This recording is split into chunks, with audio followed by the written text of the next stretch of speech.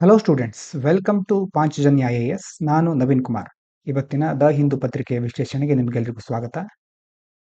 ಇವತ್ತಿನಿಂದ ಕೊನೆಯಲ್ಲಿ ಸಾಧ್ಯವಾದರೆ ಒಂದು ಎಡಿಟೋರಿಯಲ್ನ ಡಿಸ್ಕಸ್ ಮಾಡಬೇಕು ಅಂತ ಅಂದ್ಕೊಂಡಿದ್ದೇನೆ. ಸಮಯ ಸಿಕ್ಕಾಗೆಲ್ಲ ಎಡಿಟೋರಿಯಲ್ನ ಕೊನೆಗೆ ಡಿಸ್ಕಸ್ ಮಾಡ್ತೇನೆ.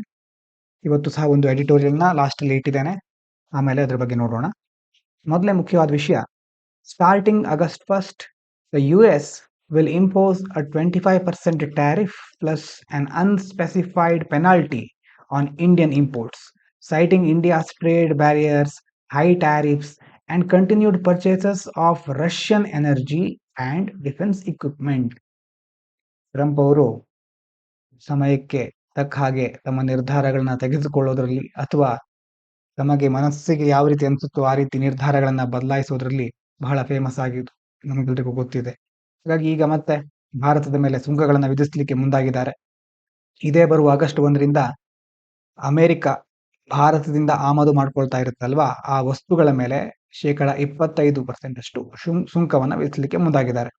ಅವರು ಕೊಡೋ ಕಾರಣಗಳು ಏನಂತಂದ್ರೆ, ಭಾರತ ಸಹ ಅಧಿಕ ಸುಂಕವನ್ನು ವಿಧಿಸ್ತಾ ಇದೆ, ಮತ್ತೆ ವ್ಯಾಪಾರ ಅಡೆತಡೆಗಳಿದೆ, ಮತ್ತೆ ಭಾರತ ನಿರಂತರವಾಗಿ ರಷ್ಯಾದಿಂದ ಇಂಧನ ಮತ್ತೆ ರಕ್ಷಣಾ ಉಪಕರಣಗಳನ್ನ ಖರೀದಿ ಮಾಡ್ತಾ ಇದೆ. ಇದೆಲ್ಲ ಕಾರಣಗಳಿಂದಾಗಿ ಭಾರತದ ಮೇಲೆ ನಾವು ಸುಂಕವನ್ನು ವಿಧಿಸ್ತೇವೆ ಅಂತ ಟ್ರಂಪ್ ಅವರು ಹೇಳಿದ್ದಾರೆ. ಇನ್ನು ಟ್ಯಾರಿಫ್ ಅಂತಂದ್ರೆ ಮೊದಲು ನಿಮ್ಗೆ ಗೊತ್ತಿರಬಹುದು, it's a tax imposed by a country on imported goods to make them costlier and protect domestic industries and it is common tool in trade protection. ಒಂದು ದೇಶ ಇನ್ನೊಂದು ದೇಶದಿಂದ ಯಾವುದೇ ವಸ್ತುವನ್ನ ಆಮದು ಮಾಡ್ಕೊಳ್ಬೇಕಾದ್ರೆ ಆ ವಸ್ತುಗಳ ಮೇಲೆ ಹೇರುವಂತಹ ಸುಂಕ, ಅದೆಲ್ಲ ವಿಧಿಸುವಂತಹ ತೆರಿಗೆ ಅಂತ ಸಹ ಹೇಳಬಹುದು. ಯಾಕೆ ಹೀಗೆ ಮಾಡ್ತಾರೆ? ಜಾಸ್ತಿ ಸುಂಕವನ್ನ ಹೇರಿದ್ರೆ ಆಗ ಅದು ದುಬಾರಿ ಆಗುತ್ತೆ. ದುಬಾರಿ ಆದಾಗ ದೇಶೀಯ ವಸ್ತುಗಳಿರುತ್ತಲ್ವಾ, ಅದರ ಬೆಲೆಗಳು ಇಳಿಕೆ ಆಗುತ್ತೆ. ಈ ಒಂದು ಆಮದು ಮಾಡಿಕೊಂಡ ವಸ್ತುಗೆ ಹೋಲಿಸಿದ್ರೆ ಆವಾಗ ದೇಶೀಯ ಉದ್ಯಮಗಳಿಗೆ ಉತ್ತೇಜನ ಸಿಗುತ್ತೆ. ಹೊರಗಡೆಯಿಂದ ಬಂದಿರೋದರ ಬೆಲೆ ಕಡಿಮೆ ಇದ್ಬಿಟ್ರೆ ಜನ ಏನ್ ಮಾಡ್ತಾರೆ, ಆ ವಿದೇಶಿ ವಸ್ತುಗಳನ್ನೇ ಖರೀದಿ ಮಾಡ್ತಾರೆ. ಯಾವಾಗ ಬೆಲೆ ಏರುತ್ತೋ ಆವಾಗ ದೇಶೀಯ ವಸ್ತುಗಳ ಕಡೆ ಮುಖ ಮಾಡಬಹುದು. ಟ್ರೇಡ್ ಪ್ರೊಟೆಕ್ಷನಿಸಮ್ ಅಂತ ಸಹ ಕರೀತಾರೆ. ಸಂರಕ್ಷಣಾ ನೀತಿ ರೀತಿ ಇದನ್ನ ಬಳಸ್ತಾರೆ ಟ್ಯಾರಿಫ್ಗಳನ್ನು. ಇನ್ನು non monetary trade barriers or restrictions like quality check, licensing rules or product standards that make imports difficult without directly involving money and are part of non-tariff barriers in WTO terminology. ಈಗ ಟ್ಯಾರಿಫ್ಗಳು, ಸುಂಕಗಳೆಲ್ಲ ಹಣಕಾಸಿಗೆ ಸಂಬಂಧಪಟ್ಟಿದ್ದು. ಅದನ್ನ ಬಿಟ್ಟು ಬೇರೆ ಬೇರೆ ವಿಧಾನಗಳಿಂದಲೂ ಸಹ ನಾವೇನ್ ಮಾಡಬಹುದು, ಬೇರೆ ದೇಶದಿಂದ ಆಮದು ಮಾಡ್ಕೊಳ್ತಾ ಇರುವ ವಸ್ತುಗಳ ಮೇಲೆ ಕೆಲವು ರೆಸ್ಟ್ರಿಕ್ಷನ್ಗಳನ್ನು ಹಾಕಬಹುದು. ಅದು ಬರದೇ ಇರೋ ರೀತಿ ನೋಡ್ಕೋಬಹುದು. ಉದಾಹರಣೆಗೆ ನೋಡಿ, ಕ್ವಾಲಿಟಿ ಚೆಕ್ ಮಾಡೋದು ಅಂದ್ರೆ, ನಮ್ಮ ದೇಶದ ಮಾವಿನ ಹಣ್ಣುಗಳು ಕೆಲವು ದೇಶಗಳಲ್ಲಿ ಬಳಸ್ತಾ ಇಲ್ಲ, ಯಾಕಂತಂದ್ರೆ ಕ್ವಾಲಿಟಿ ಚೆನ್ನಾಗಿಲ್ಲ ಅಂತ ಅದನ್ನ ಅವರು ಒಪ್ಕೊಳ್ಳಿಲ್ಲ. ಇನ್ನು ಲೈಸೆನ್ಸ್ ಸಂಬಂಧಪಟ್ಟ ಹಾಗೆ ಕೆಲವೊಂದು ಮುಖ್ಯವಾದ ಸಂಸ್ಥೆಗಳ ಲೈಸೆನ್ಸ್ ಇರಬೇಕಾಗುತ್ತೆ. ಅದೇ ರೀತಿ ಪ್ರಾಡಕ್ಟ್ ಸ್ಟ್ಯಾಂಡರ್ಡ್ ಚೆನ್ನಾಗಿಲ್ಲ, ಗುಣಮಟ್ಟ ಸರಿಯಾಗಿಲ್ಲ, ಮಾನದಂಡಗಳನ್ನ ಪಾಲಿಸ್ತಾ ಇಲ್ಲ ಅನ್ನುವಂತ ಕಾರಣ ಕೊಟ್ಟು ಅದನ್ನ ನಿರಾಕರಿಸ್ತಾರೆ. ಅಂತಂದ್ರೆ ಇಲ್ಲಿ ನೋಡಿ, ವಿತೌಟ್ ಡೈರೆಕ್ಟ್ಲಿ ಇನ್ವಾಲ್ವಿಂಗ್ ಮನಿ, ಹಣಕಾಸು ಸಂಬಂಧಪಟ್ಟ ವಿಷಯ ಅಲ್ಲ ಇದು. ಆದ್ರೆ ಇದನ್ನ ನಾನ್ ಟ್ಯಾರಿಫ್ ಬ್ಯಾರಿಯರ್ಸ್ ಅಂತ ಕರೀತಾರೆ, ಮುಖ್ಯವಾಗಿ WTO ಟರ್ಮಿನಾಲಜಿಗಳಲ್ಲಿ. ಇದಾದ ನಂತರ India successfully launched the NASA ISRO synthetic aperture radar NISAR. ನಿನ್ನೆ ಸಹ ನೋಡಿದ್ವಿ ಇದ್ರ ಬಗ್ಗೆ. ಅರ್ತ್ ಅಬ್ಸರ್ವೇಷನ್ ಸ್ಯಾಟಲೈಟ್ ಇದು into a sun synchronous orbit, ಸೂರ್ಯನ ಆರ್ಬಿಟ್ ಅನ್ನ ಫಾಲೋ ಮಾಡ್ತಾ ಇರುತ್ತೆ, using the GSLV F-16 rocket from Sriharikota. ನಿನ್ನೆ ಇದ್ರ ಬಗ್ಗೆ ಡಿಸ್ಕಸ್ ಮಾಡಿದೀವಿ, ನಿನ್ನೆ ಲಾಂಚ್ ಆಗುತ್ತೆ ಅಂತ. ಅದು ಸಕ್ಸಸ್ಫುಲ್ ಆಗಿದೆ. ನಿಸಾರ್ ಸ್ಯಾಟಲೈಟ್ ಏನಿದು first joint earth observation satellite by NASA and ISRO. ನಮ್ಮ ಇಸ್ರೋ ಹಾಗೂ ನಾಸಾ ಎರಡು ಸೇರ್ಕೊಂಡು ಜಂಟಿಯಾಗಿ ನಿರ್ಮಿಸಿದಂತಹ ಮೊದಲ ಭೂವೀಕ್ಷಣಾ ಉಪಗ್ರಹ. That uses advanced SweepSAR radar to track changes on earth like ground deformation, soil moisture and natural disasters with high resolution and all weather capability. ಇಲ್ಲಿ ನೋಡಿ, ಸ್ವೀಪ್ಸಾರ್ ರೇಡಾರ್ ತಂತ್ರಜ್ಞಾನ ಒಂದು ವೇಳೆ ಪ್ರಿಮ್ಸ್ ಅಲ್ಲಿ ಇದು ಯಾವುದಕ್ಕೋಸ್ಕರ ಸುದ್ದಿಯಲ್ಲಿತ್ತು ಅಥವಾ ಯಾವ ಒಂದು ವಿಭಾಗಕ್ಕೆ ಸಂಬಂಧಪಟ್ಟಿದ್ದು ಅಂತ ಕೇಳಿದ್ರೆ ನಿಸಾರ್ ಸ್ಯಾಟಲೈಟ್ ಅನ್ನೋದು ನೆನಪಿರ್ಬೇಕು. ಈ ಸ್ವೀಪ್ಸಾರ್ ರೇಡಾರ್ ತಂತ್ರಜ್ಞಾನವನ್ನ ಬಳಸ್ಕೊಂಡು ಏನ್ ಮಾಡಬಹುದು, ಭೂಮಿಯ ಮೇಲೆ ಆಗ್ತಾ ಇರತಕ್ಕಂತ ಬದಲಾವಣೆಗಳನ್ನ, ಅಂದ್ರೆ ಹೇಗೆ ಡಿಫಾರ್ಮೇಶನ್ ಆಗ್ತಾ ಇರುತ್ತೆ, ಚೇಂಜ್ ಆಗುತ್ತೆ, ವಿರೂಪ ಆಗುತ್ತೆ, ಮಣ್ಣಿನ ತೇವಾಂಶ ಯಾವ ರೀತಿ ಇದೆ, ಮತ್ತೆ ನೈಸರ್ಗಿಕ ವಿಕೋಪಗಳನ್ನ ಯಾವ ರೀತಿ ನಾವು ಚೆಕ್ ಮಾಡಬಹುದು. ಅದೆಲ್ಲವನ್ನ ನೋಡಿ, ರೆಸಲ್ಯೂಷನ್ ತುಂಬಾ ಸೂಕ್ಷ್ಮವಾಗಿ ಮತ್ತೆ ಒಳ್ಳೆಯ ರೀತಿಯಲ್ಲಿ, ಸರಿಯಾದ ರೀತಿಯಲ್ಲಿ ಕ್ಲಾರಿಟಿಯಿಂದ ಇದು ಕೊಡುತ್ತೆ. ಎಲ್ಲಾ ಹವಾಮಾನ ಪರಿಸ್ಥಿತಿಗಳಲ್ಲೂ ಕೆಲಸ ಮಾಡುತ್ತೆ ನೋಡಿ, ಆಲ್ ವೆದರ್ ಕೆಪಾಬಿಲಿಟಿ. ಮುಂದಿನ ವಿಚಾರ, India's witnessing successful mangrove restoration efforts across Tamil Nadu, Gujarat and Mumbai, highlighting their critical role in coastal protection, climate resilience, and livelihood support amid growing threats from urbanization and climate change. ಎಲ್ಲ ಕಡೆ ನಾವು ನೋಡ್ತಾನೆ ಇದ್ದೇವೆ climate ಚೇಂಜಿನ ಬಗ್ಗೆ. ಅದೇ ರೀತಿ ಅರ್ಬನೈಸೇಷನ್, ನಗರೀಕರಣ ಆಗೋದು, ನಗರಗಳನ್ನು ವಿಸ್ತರಿಸ್ತಾ ಹೋಗೋದು, ಮತ್ತೆ ಈ ಕ್ಲೈಮೇಟ್ ಚೇಂಜು ಎರಡೂ ಒಂದು ಬಹಳ ದೊಡ್ಡ ಅಪಾಯಗಳು ಅಥವಾ ಬದಲಾವಣೆಗಳಿಂದಾಗಿ ಕೆಲವೊಂದು ದೊಡ್ಡ ದೊಡ್ಡ ಅಪಾಯಗಳು ಸಂಭವಿಸಬಹುದು ಅಂತ ತುಂಬಾ ಕಡೆ ಪರಿಸರವಾದಿಗಳು ಹೇಳ್ತಾ ಇರ್ತಾರೆ. ಎಲ್ಲದರ ನಡುವೆ ಸಹ ಏನಾಗ್ತಾ ಇದೆ, ತಮಿಳುನಾಡು, ಗುಜರಾತ್, ಮುಂಬೈ ಮುಂತಾದ ಕಡೆ ಮ್ಯಾಂಗ್ರೂವ್ ಅರಣ್ಯಗಳನ್ನ ಮತ್ತೆ ಮರುಸ್ಥಾಪನೆ ಮಾಡ್ತಾ ಇದ್ದಾರೆ. ಯಾಕಂತಂದ್ರೆ ಈ ಒಂದು ಅರಣ್ಯಗಳ ಮಹತ್ವ ಅಷ್ಟು ದೊಡ್ಡದಿದೆ. ಕರಾವಳಿ ರಕ್ಷಣೆ ಆಗಿರಬಹುದು, ಹವಾಮಾನ ಸ್ಥಿತಿಸ್ಥಾಪಕತ್ವ, ನಿನ್ನೆ ಅಥವಾ ಮೊನ್ನೆ ನೀವು ರೆಸಿಲಿಯನ್ಸ್ ಅನ್ನುವಂಥ ಟರ್ಮ್ ಅನ್ನ ವೊಕ್ಯಾಬುಲರಿಯಲ್ಲಿ ಕೇಳಿದ್ರೆ ನೆನಪಿರುತ್ತೆ. ಯಾಕಂದ್ರೆ ಹವಾಮಾನದಲ್ಲಿ ಯಾವುದೇ ಬದಲಾವಣೆ ಆಗಲಿ ಅದನ್ನ ಎದುರಿಸಿ ನಿಲ್ಲುವಂತಹ ಒಂದು ಶಕ್ತಿ, ಮತ್ತೆ ಅಲ್ಲಿರುವಂತಹ ಲೈವ್ಲಿಹುಡ್ ಸಪೋರ್ಟ್, ಜನರ ಜೀವನೋಪಾಯಕ್ಕೆ ಸಂಬಂಧಪಟ್ಟ ಹಾಗೆ ಬೆಂಬಲ ಬೇಕಾಗತ್ತೆ. ಎಲ್ಲದಕ್ಕೂ ಸಹಾಯ ಮಾಡೋದು ಮ್ಯಾಂಗ್ರೂವ್. ಹಾಗಾಗಿ ಮ್ಯಾಂಗ್ರೂವ್ಗಳನ್ನ ಮತ್ತೆ ಅಲ್ಲಿ ರೀಸ್ಟೋರ್ ಮಾಡ್ತಾ ಇದ್ದಾರೆ, Tamil Nadu, Gujarat, Mumbai. Mangroves are salt tolerant coastal forests that act as natural barriers against cyclones and erosion. ಮೊದಲು ಸಹ ನೋಡಿದ್ವಿ ಇದನ್ನ ಅಲ್ವಾ. ಮ್ಯಾಂಗ್ರೂವ್ಗಳು ಹೇಗಿರುತ್ತೆ, ಈ ಉಪ್ಪು ನೀರನ್ನ ಸಹ ಸಹಿಸಿಕೊಳ್ಳುತ್ತೆ. ಕರಾವಳಿ ಪ್ರದೇಶದಲ್ಲಿ ಇರುವಂತಹ ಅರಣ್ಯಗಳು, ಮತ್ತೆ ಈಗ ಸೈಕ್ಲೋನು, ಇರೋಷನ್ನು, ದೊಡ್ಡ ದೊಡ್ಡ ಚಂಡಮಾರುತ ಆಗೋದು, ಮಣ್ಣಿನ ಸವಕಳಿ, ಎಲ್ಲದರ ವಿರುದ್ಧ ಒಂಥರ ನ್ಯಾಚುರಲ್ ಬ್ಯಾರಿಯರ್ಸ್ಗಳು, ಇದು ನೈಸರ್ಗಿಕವಾಗಿ ತಡೆಗೋಟೆಯ ರೀತಿ ವರ್ಕ್ ಆಗುತ್ತೆ.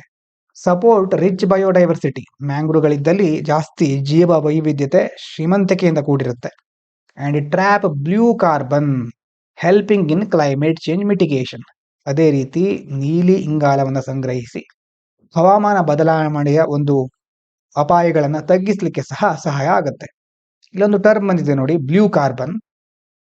Refers to the carbon captured and stored by coastal and marine ecosystems like mangroves, sea grasses and salt marshes, playing a key role in reducing atmospheric CO2 and meeting climate goals. ನೀಲಿ ಇಂಗಾಲ ಅಂತ ಕರೀತೇವೆ. ಅದರ ಅರ್ಥ ಏನು, ಈಗ ಸಮುದ್ರ ಪ್ರದೇಶದಲ್ಲಿ, ಕರಾವಳಿ ಪ್ರದೇಶದಲ್ಲಿ ಈ ಮ್ಯಾಂಗ್ರೂವ್ಗಳು ಮತ್ತೆ ಸೀ ಗ್ರಾಸಸ್, ಸಮುದ್ರ ಹುಲ್ಲು, ಮತ್ತೆ ಜೌಗು ಪ್ರದೇಶಗಳಲ್ಲಿ ಈಗ ಬೇರೆ ಬೇರೆ ಪರಿಸರ ವ್ಯವಸ್ಥೆಗಳಿರುತ್ತೆ, ಇಕೋಸಿಸ್ಟಮ್ಗಳು. ಆ ಒಂದು ಮರೀನ್ ಇಕೋಸಿಸ್ಟಮ್ನಲ್ಲಿ ಇಂಥ ಇಂಗಾಲವನ್ನ, ವಾತಾವರಣದಲ್ಲಿರುವ ಇಂಗಾಲವನ್ನ ಸಂಗ್ರಹಿಸಿ, ಈ ಒಂದು ಇಕೋಸಿಸ್ಟಮ್ಗಳು ಸಂಗ್ರಹಿಸಿ ಇಂಗಾಲದ ಡೈಆಕ್ಸೈಡ್ ಪ್ರಮಾಣವನ್ನ ಕಡಿಮೆ ಮಾಡುತ್ತವೆ. ನೀಲಿ ಇಂಗಾಲ ಅಂತಂದ್ರೆ ಯಾವ್ದಕ್ಕೆ ಸಂಬಂಧಪಟ್ಟಿದ್ದು, ಮ್ಯಾಂಗ್ರೂವ್ಗಳು. ಅದರಲ್ಲೂ ಮುಖ್ಯವಾಗಿ ಕೋಸ್ಟಲ್ ರೀಜನ್ ಅಂತ ನೆನ್ಪಿಟ್ಕೊಳ್ಳಿ. ಸಮುದ್ರ ಅಂತ ನೆನಪಿರುತ್ತಲ್ವಾ, ನೀಲಿ ಸಮುದ್ರ, ಸಮುದ್ರದ ಪಕ್ಕದ ಕೋಸ್ಟಲ್ ರೀಜನ್, ಮರೀನ್ ಎಕೋಸಿಸ್ಟಮ್, ಅಲ್ಲಿ ನಾವು ಒಂದು ವೇಳೆ ಕಾರ್ಬನ್ ಅನ್ನ ಸ್ಟೋರ್ ಮಾಡಿದ್ರೆ, ಕಾರ್ಬನ್ ಮುಖ್ಯವಾಗಿ ಇಂಗಾಲದ ಡೈಆಕ್ಸೈಡ್ ಅನ್ನ ಸಂಗ್ರಹಿಸುವಂತಹ ಒಂದು ಪ್ರಕ್ರಿಯೆಗೆ ನೀಲಿ ಇಂಗಾಲ ಅನ್ನುವಂಥ ಟರ್ಮ್ ಅನ್ನ ಬಳಸಬಹುದು. ಇದರ ಗುರಿ ಏನು, ಎಲ್ಲದರ ಗುರಿ ಹವಾಮಾನ ಗುರಿಗಳು ಅಂತಂದ್ರೆ ಹವಾಮಾನ ಬದಲಾವಣೆ ಆದಾಗ ಏನೇನು ಚೇಂಜಸ್ ಆಗುತ್ತೆ, ಆ ಒಂದು ಅಪಾಯಗಳನ್ನು ತಗ್ಗಿಸೋದು, ಮತ್ತೆ ನಮ್ಮ ನೆಟ್ ನ್ಯೂಟ್ರಲಿಟಿ ಅಥವಾ ಅಂತಂದ್ರೆ ಕಾರ್ಬನ್ ನ್ಯೂಟ್ರಲಿಟಿ ಅನ್ನೋದಿದೆಯಲ್ವಾ, ಅದನ್ನ ಸಹ ನಾವು ಪೂರೈಸಲಿಕ್ಕೆ ಸಾಧ್ಯ ಆಗುತ್ತೆ. ಇಂತಹ ಬೇರೆ ಬೇರೆ ಇಂಗಾಲದ ಬಗ್ಗೆ ತಿಳಿದಿಟ್ಕೊಳ್ಳಿ. ನೀಲಿ ಇಂಗಾಲ, ಬ್ಲೂ ಕಾರ್ಬನ್, ಸಂಬಂಧಪಟ್ಟಿದ್ದು ಯಾವುದಕ್ಕೆ, coastal and marine ecosystem, carbon captured and stored by coastal and marine ecosystem. ಮುಂದಿನದು ನೋಡಿ, press bodies and the NCPRI have opposed the 2023 amendment to the RTI Act made through the Digital Personal Data Protection Act, alleging it dilutes citizens' access to information and weakens media protection. National campaign for people's right to information ಅಂತ, NCPRI ಅಂತ ಕೆಲವೊಂದು ಸಂಸ್ಥೆಗಳು ಅದರ ಜೊತೆ ಪತ್ರಿಕಾ ಮಂಡಳಿಗಳನ್ನ ಸೇರ್ಕೊಂಡು ಒಂದು ವಿರೋಧವನ್ನ ಮಾಡ್ತಾ ಇವೆ. ಯಾವುದಕ್ಕೆ, DPDP ಕಾಯ್ದೆ, digital personal data protection, DPDP ಅಂತ ಕರೀತಾರೆ. ಆ ಒಂದು ಕಾಯ್ದೆ ಅಡಿಯಲ್ಲಿ RTIಗೆ ಕೆಲವೊಂದು ತಿದ್ದುಪಡಿಯನ್ನು ಮಾಡಲಾಗುತ್ತೆ. ಹಾಗಾಗಿ ಇದರಲ್ಲಿ ಏನೇನು ತೊಂದರೆಗಳಿದೆ ಕೆಳಗಡೆ ಕೊಟ್ಟಿದ್ದಾರೆ ನೋಡಿ. RTI ಆಕ್ಟ್ ಸೆಕ್ಷನ್ 81J ಇದರಲ್ಲಿ ಏನ್ ಹೇಳ್ತಾ ಇದ್ದಾರೆ, exempts 2005 exempts personal information from disclosure unless it involves public interest. ಅಂತಂದ್ರೆ ಈಗ ಯಾವುದೋ ಒಂದು ವ್ಯಕ್ತಿಯ ವೈಯಕ್ತಿಕ ಮಾಹಿತಿಯನ್ನ ಬಿಡುಗಡೆ ಮಾಡಲೇಬೇಕು ಅಂತಿಲ್ಲ. ಒಂದು ವೇಳೆ ಸಾರ್ವಜನಿಕ ಹಿತಾಸಕ್ತಿ, ಸಮಾಜಕ್ಕೆ ಒಳ್ಳೆಯ ಅಥವಾ ಸಮಾಜದ ಒಂದು ಉತ್ತಮ ಅಂಶಗಳನ್ನ ಗಮನದಲ್ಲಿ ಇಟ್ಕೊಂಡು ಆವಾಗ ಬೇಕಿದ್ರೆ ಬಿಡುಗಡೆ ಮಾಡಬಹುದು. ಹಾಗಾಗಿ ಇಲ್ಲಿ ಪರ್ಸನಲ್ ಇನ್ಫಾರ್ಮೇಶನ್ಗೆ ಎಕ್ಸೆಂಪ್ಷನ್ ಕೊಟ್ಟಿದ್ದಾರೆ. ಸಮಾಜದ ಹಿತಾಸಕ್ತಿಗೆ ಒಳ್ಳೇದಾಗುತ್ತೆ ಅಂತಂದ್ರೆ ಮಾತ್ರ ಆವಾಗ ಅವ್ರು ಬಿಡುಗಡೆ ಮಾಡಬಹುದು. ಅಂದ್ರೆ DPDP ಆಕ್ಟ್ ನಲ್ಲಿ ಏನ್ ಹೇಳಿದ್ದಾರೆ, ಅಮೆಂಡ್ಮೆಂಟ್ ಅಲ್ಲಿ ಬ್ರಾಡನ್ಸ್ ದಿಸ್ ಎಕ್ಸೆಂಪ್ಷನ್. ಇಲ್ಲಿ ಸಮಾಜದ ಹಿತಾಸಕ್ತಿಯನ್ನ ಮಾತ್ರ ಕನ್ಸಿಡರ್ ಮಾಡಿದ್ರು. ಒಂದು ವೇಳೆ ಸಮಾಜದ ಹಿತಾಸಕ್ತಿಗೆ ಧಕ್ಕೆ ಆಗುತ್ತೆ ಅಂತ ಆದ್ರೆ ಅವರು ಅದನ್ನ ಬಿಡುಗಡೆ ಮಾಡಬೇಕು. RTI ಮೊದಲಿನ ಒಂದು ಕಾಯ್ದೆ ಪ್ರಕಾರ ಸಮಾಜಕ್ಕೆ ಏನೋ ಧಕ್ಕೆ ಆಗ್ತಾ ಇದೆ, ಸಮಾಜದಲ್ಲಿ ಏನೋ ಒಂದು ಕೆಟ್ಟ ಘಟನೆ ನಡೀತಾ ಇದೆ ಅಂದಾಗ ಆವಾಗ ಪರ್ಸನಲ್ ಇನ್ಫಾರ್ಮೇಶನ್ ಆಗಿದ್ರು ಬಿಡುಗಡೆ ಮಾಡಬೇಕಾಗಿರುತ್ತೆ. ಆದ್ರೆ ಹೊಸ ಆಕ್ಟ್ ಏನ್ ಹೇಳ್ತಾ ಇದೆ, restricting access even to information that exposes wrongdoing. ಅಂದ್ರೆ ಒಂದು ವೇಳೆ ಅವ್ರು ತಪ್ಪು ಮಾಡ್ತಾ ಇದ್ದಾರೆ ಅಂತ ಗೊತ್ತಾದ್ರೂ ಸಹ ಅವರ ಪರ್ಸನಲ್ ಇನ್ಫಾರ್ಮೇಶನ್ ಅನ್ನ, ಅವರ ವೈಯಕ್ತಿಕ ಮಾಹಿತಿಯನ್ನ ಅವರು ಬಿಡುಗಡೆ ಮಾಡಬೇಕು ಅಂತ ಇಲ್ಲ, ಎಕ್ಸೆಂಪ್ಷನ್ ಕೊಟ್ಬಿಟ್ಟಿದ್ದಾರೆ. ಇದನ್ನ ವಿರೋಧ ಮಾಡ್ತಾ ಇದ್ದಾರೆ. Digital personal data protection act 2023 is India's main law for protecting personal data in the digital age. ಈಗ ಡಿಜಿಟಲ್ ಏಜ್, ಎಲ್ಲ ಕಡೆ ಇಂಟರ್ನೆಟ್ ಕಮ್ಯುನಿಕೇಶನ್ ಟೆಕ್ನಾಲಜಿ ಜಾಸ್ತಿಯಾಗಿ ಬಳಕೆ ಆಗ್ತಾ ಇದೆ. ಈ ಸಂದರ್ಭದಲ್ಲಿ ವ್ಯಕ್ತಿಗಳ ವೈಯಕ್ತಿಕ ಮಾಹಿತಿಯನ್ನ ಪ್ರೊಟೆಕ್ಟ್ ಮಾಡಲಿಕ್ಕೆ ಬಂದಿರುವಂತಹ ಲಾ ಇದು. But critics say it prioritises privacy over transparency by limiting information disclosure under the RTI act. ಈ RTI ಆಕ್ಟ್ ನ ಅಡಿಯಲ್ಲಿ ಇನ್ಫಾರ್ಮೇಶನ್ ಡಿಸ್ಕ್ಲೋಸ್ ಮಾಡೋದನ್ನ ಲಿಮಿಟ್ ಮಾಡ್ತಾ ಇದೆ. ಅದನ್ನ ಸಮಾಜದ ಹಿತಾಸಕ್ತಿಗೋಸ್ಕರನೂ ಬಿಡುಗಡೆ ಮಾಡ್ಲಿಕ್ಕೆ ಬಿಡ್ತಾ ಇಲ್ಲ. ಪ್ರೈವಸಿಗೆ ಜಾಸ್ತಿ ಪ್ರಯಾರಿಟಿ ಕೊಡ್ತಾ ಇದ್ದಾರೆ ಟ್ರಾನ್ಸ್ಪರೆನ್ಸಿಗಿಂತ. ಇಲ್ಲಿ ನೋಡಿ, ಮುಖ್ಯವಾಗಿ ನೀವು ತಿಳ್ಕೊಳ್ಬೇಕಾಗಿರೋದು ಯಾವಾಗ ಬಿಡುಗಡೆ ಮಾಡಬಹುದು, ಯಾವಾಗ ಬಿಡುಗಡೆ ಮಾಡಬಾರದು. ಮೊದಲನೇದು ಏನ್ ಹೇಳ್ತಾ ಇತ್ತು, ಸಮಾಜದ ಹಿತಾಸಕ್ತಿಗೆ ಏನಾದರೂ ಧಕ್ಕೆ ಆದಾಗ ಬಿಡುಗಡೆ ಮಾಡಬೇಕು, ಇಲ್ದಿದ್ರೆ ಅವರು ಬಿಡುಗಡೆ ಮಾಡಬೇಕಾದ ಅವಶ್ಯಕತೆ ಇಲ್ಲ ಏನನ್ನ, ವೈಯಕ್ತಿಕ ಮಾಹಿತಿಯನ್ನ. ಹೊಸದು ಎಕ್ಸೆಂಪ್ಷನ್ ಏನು ಕೊಟ್ಟಿದೆ, ಏನೇ ಆಗ್ಲಿ ಅವರು ಬಿಡುಗಡೆ ಮಾಡಬೇಕಾದ ಅವಶ್ಯಕತೆ ಇಲ್ಲ. ಸಮಾಜಕ್ಕೆ ಅವರಿಂದ ಧಕ್ಕೆ ಆಗ್ತಾ ಇರಬಹುದು, ಸಾಮಾಜಿಕ ಹಿತಾಸಕ್ತಿಗೆ ಧಕ್ಕೆ ಆಗ್ತಾ ಇರಬಹುದು, ಆದ್ರೂ ಸಹ ಅವರಿಗೆ ಎಕ್ಸೆಂಪ್ಷನ್ ಇದೆ ಅಂತ ಹೇಳ್ತಾ ಇದ್ದಾರೆ. ಇದನ್ನ ವಿರೋಧಿಸ್ತಾ ಇದ್ದಾರೆ ಬೇರೆ ಬೇರೆ ಸಂಸ್ಥೆಗಳು. Massive 8.8 magnitude earthquake of Russia's far east triggered tsunami waves that reached Japan, Hawaii, and the US west coast, prompting temporary evacuation but causing no major damage. ರಷ್ಯಾದ ಒಂದು ಕರಾವಳಿ ಭಾಗದಲ್ಲಿ 8.8 ತೀವ್ರತೆ ಅಷ್ಟು ದೊಡ್ಡ ಭೂಕಂಪ ಸಂಭವಿಸಿದ್ದು ಬೇರೆ ಬೇರೆ ಕಡೆ ಸುನಾಮಿ ಅಲೆಗಳನ್ನ ಸೃಷ್ಟಿ ಮಾಡಿದೆ. ಜಪಾನ್ನಲ್ಲಿ, ಹವಾಯಿ, ಅಮೆರಿಕದ ಪಶ್ಚಿಮ ಕರಾವಳಿ ಎಲ್ಲಾ ಕಡೆ ತಲುಪುವಂತಹ ದೊಡ್ಡ ಸುನಾಮಿ ಅಲೆಗಳನ್ನ ಸೃಷ್ಟಿ ಮಾಡುತ್ತೆ. ತಾತ್ಕಾಲಿಕವಾಗಿ ಕೆಲವೊಂದು ಸ್ಥಳಾಂತರ ಮಾಡಿದ್ದಾರೆ, ಆದರೆ ದೊಡ್ಡ ಮಟ್ಟದಲ್ಲಿ ಹಾನಿ ಸಂಭವಿಸಲಿಲ್ಲ ಅಂತ ಹೇಳಿದ್ದಾರೆ. ಇಲ್ಲಿ ನೋಡಿ, ಮುಖ್ಯವಾಗಿ ಕಾಮ್ಚಟ್ಕಾ ಪೆನಿನ್ಸುಲಾ, ಇದು ಮ್ಯಾಪ್ ನಲ್ಲಿ ಕರೆಕ್ಟ್ ಆಗಿ ನೋಡ್ಕೊಳ್ಳಿ. ನೋಡಿ, ಇಲ್ಲಿ ರಷ್ಯಾ ಇದೆ, ಇದು ಮಂಗೋಲಿಯಾ, ಇಲ್ಲೆಲ್ಲ ಜಪಾನ್, ಇದು ಯಾವ ಸಿ ಅಂತ ನೆನಪು ಮಾಡ್ಕೊಳ್ಳಿ. ಮೇಲ್ಗಡೆ ಆರ್ಕ್ಟಿಕ್ ಓಷಿಯನ್. ರಷ್ಯಾದ ಈ ಒಂದು ಭಾಗದಲ್ಲಿ, ಈ ಒಂದು ತುದಿ ರೀತಿ ಕಾಣ್ತಾ ಇದೆಯಲ್ವಾ, ಪೆನಿನ್ಸುಲಾ ಅಂತ ಕರೀತಾರೆ. ಮೂರೂ ಕಡೆಯಿಂದ ನೀರಿನಿಂದ ಆವೃತವಾದಂತಹ ಪ್ರದೇಶ. Kamchatka peninsula in Russia lies on the Pacific ring of fire. Pacific ring of fire ಅನ್ನ ಎಲ್ಲಿ ಬರುತ್ತೆ, ಅದರ ವ್ಯಾಪ್ತಿ ಏನು ಅನ್ನೋದೆಲ್ಲ ಒಂದ್ಸಾರಿ ಹೋಗಿ ಚೆಕ್ ಮಾಡಿ ಮ್ಯಾಪ್ ನಲ್ಲಿ. ಪೆಸಿಫಿಕ್ ರಿಂಗ್ ಆಫ್ ಫೈರ್ ನಲ್ಲಿ ಬರೋದು tectonically active zone prone to frequent earthquakes and volcanic activity, making its hotspot for seismic hazards. ಅಂದ್ರೆ ಇಲ್ಲಿ ಭೂಕಂಪ ಮತ್ತೆ ಬೇರೆ ಬೇರೆ ಜ್ವಾಲಾಮುಖಿಗಳಂತ ಚಟುವಟಿಕೆಗಳು ಜಾಸ್ತಿ ಸಂಭವಿಸ್ತಾ ಇರುತ್ತೆ. ಹಾಗಾಗಿ ಇದನ್ನ ಹಾಟ್ಸ್ಪಾಟ್ ಅಂತ ಕರಿಬಹುದು, ಕಾಮ್ಚಟ್ಕಾ ಪೆನಿನ್ಸುಲಾ. ಮುಂದಿನ ವಿಚಾರ ನೋಡಿ. At a UN conference co-chaired by France and Saudi Arabia, India reiterated support for a two-state solution to the Israel-Palestine conflict and called for practical steps and direct dialogue, but choose not to lead any working group. France, Saudi Arabia ಅಧ್ಯಕ್ಷತೆಯಲ್ಲಿ ವಿಶ್ವಸಂಸ್ಥೆಯಲ್ಲಿ ಒಂದು ಸಮ್ಮೇಳನ ನಡೀತಾ ಇದೆ. ಯಾವುದಕ್ಕೆ ಸಂಬಂಧಪಟ್ಟಿದ್ದಂತಂದ್ರೆ Israel Palestine ಆ ಒಂದು ಸಂಘರ್ಷಕ್ಕೆ. ಅಲ್ಲಿ ಟೂ ಸ್ಟೇಟ್ ಸೊಲ್ಯೂಷನ್ ಹಿಂದೊಮ್ಮೆ ಪ್ರಿಲಿಮ್ಸ್ ಅಲ್ಲೂ ಸಹ ಕೇಳಿದ್ರು ಯಾವುದಕ್ಕೆ ಸಂಬಂಧಪಟ್ಟಿತ್ತು ಅಂತ. ಅಂದ್ರೆ ಎರಡು ರಾಜ್ಯ, ಸ್ಟೇಟ್ ಅಂದ್ರೆ ರಾಜ್ಯ, ಆದ್ರೆ ಇಲ್ಲಿ ದೇಶ ಅಂತ ಸಹ ನಾವು ಕನ್ಸಿಡರ್ ಮಾಡಬಹುದು. ಟೂ ಸ್ಟೇಟ್ ಸೊಲ್ಯೂಷನ್ ಏನು ಅಂತ ಕೆಳಗಡೆ ಕೊಟ್ಟಿದ್ದೇನೆ, ಅದು ಹೇಳ್ತೇನೆ. ಆ ಎರಡು ರಾಜ್ಯ, ವಿರಾಜ್ಯ ಅಥವಾ ಎರಡು ದೇಶಗಳ ಒಂದು ಪರಿಹಾರಕ್ಕೆ ಭಾರತ ಬೆಂಬಲವನ್ನ ಸೂಚಿಸ್ತಾ ಇದೆ, ಬೆಂಬಲ ಕೊಡ್ತಾ ಇದೆ. ಮತ್ತೆ ಬೇರೆ ಬೇರೆ ರೀತಿ ಕ್ರಮಗಳನ್ನ ಕೈಗೊಳ್ತಾ ಇದ್ರು, ಯಾವುದೇ ಗುಂಪಿನ ನಾಯಕತ್ವವನ್ನ ಭಾರತ ವಹಿಸ್ಕೊಳ್ತಾ ಇಲ್ಲ. ಇನ್ನು ಟೂ ಸ್ಟೇಟ್ ಸೊಲ್ಯೂಷನ್ ಅಂತಂದ್ರೆ ಏನು? Refers to the proposal of establishing independent states of Israel and Palestine living peacefully side by side and is widely supported as diplomatic resolution to the ongoing conflict. ಈಗ Israel ಪ್ಯಾಲೆಸ್ಟೈನು ಎರಡು ದೇಶಗಳಲ್ಲಿ ಆಗ್ತಾ ಇರತಕ್ಕಂಥ ಸಂಘರ್ಷದ ಬಗ್ಗೆ ನೀವು ಕೇಳಿರಬಹುದು. ಈ ಟೂ ಸ್ಟೇಟ್ ಸೊಲ್ಯೂಷನ್ ಪ್ರಕಾರ ಏನಂತಂದ್ರೆ, ಎರಡು ಸ್ವತಂತ್ರವಾಗಿ ಅವರು ಪಾಡಿಗೆ ಅವರು ಇರೋದು, ಶಾಂತಿಯುತವಾಗಿ ಸಹಬಾಳ್ವೆಯ ಮೂಲಕ ಬಾಳೋದು. ಆದ್ರೆ ಹಾಗೆ ಬಾಳ್ಲಿಕ್ಕೆ ಆಗ್ತಿತ್ತು ಅಂತಂದ್ರೆ ಎಷ್ಟು ಯುದ್ಧಗಳು ಆಗ್ತಾ ಇರ್ಲಿಲ್ಲ ಅಂತ ನನ್ನ ಪ್ರಕಾರ ಅನಿಸ್ತಾ ಇದೆ. ಆದ್ರೆ ಸೊಲ್ಯೂಷನ್ಗಳನ್ನ ಕೊಡಬಹುದು, ಅವ್ರು ಎಷ್ಟರ ಮಟ್ಟಿಗೆ ಆ ರೀತಿ ಅದನ್ನ ಮುಂದುವರ್ಸ್ಕೊಂಡು ಹೋಗ್ತಾರೆ ಅನ್ನೋದು ಜಾಗತಿಕವಾಗಿ ನಾವು ನೋಡ್ಬೇಕು. ಬೇರೆ ಬೇರೆ ಎಷ್ಟು ದೇಶಗಳ ಒಂದು ಪ್ರೆಷರ್ ಬೀಳ್ಬೇಕಾಗತ್ತೆ, ಅಥವಾ ಅಮೆರಿಕ ಎಷ್ಟು ಸಪೋರ್ಟ್ ಮಾಡುತ್ತೆ ಇನ್ನು ಮುಂದೆ ಸಹ ಇಸ್ರೇಲ್ಗೆ ಅನ್ನೋದೆಲ್ಲ ನೋಡ್ಕೊಂಡು ಮುಂದಿನ ದಿನಗಳಲ್ಲಿ ನಾವು ಚರ್ಚೆ ಮಾಡಬಹುದು. ಅಂದ್ರೆ ಟೂ ಸ್ಟೇಟ್ ಅನ್ನೋದು ಯಾವುದಕ್ಕಿಂತ ನಿಮ್ಗೆ ಗೊತ್ತಾಗಿರಬಹುದು, ಇಸ್ರೇಲು ಪ್ಯಾಲೆಸ್ಟೈನು ಸ್ವತಂತ್ರವಾಗಿ ಶಾಂತಿಯುತವಾಗಿ ಸಹಬಾಳ್ವೆ ನಡೆಸೋದು. ಮುಖ್ಯವಾಗಿ ಬೇರೆ ಬೇರೆ ಈ ಒಂದು ಸಂಘರ್ಷವನ್ನ ಕೊನೆ ಮಾಡಲಿಕ್ಕೆ ತುಂಬಾ ದೇಶಗಳು ಇದಕ್ಕೋಸ್ಕರ ಬೆಂಬಲವನ್ನ ನೀಡ್ತಾ ಇವೆ. ನ್ಯೂಯಾರ್ಕ್ ಡಿಕ್ಲರೇಷನ್ ಆನ್ ಪ್ಯಾಲೆಸ್ಟೈನ್ ಇದೇನ್ ಹೇಳುತ್ತೆ? New York declaration on the peaceful settlement of the question of Palestine it's a UN document urging member states to recognise Palestinian statehood and support mechanisms to implement two state solution.